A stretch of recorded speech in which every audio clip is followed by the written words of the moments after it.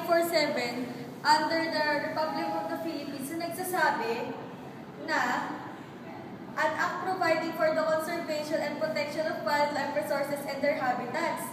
This act shall be known as Wildlife Resources Conservation and Protection Act. Tara na po, sumama po kayo sa akin sa presinto.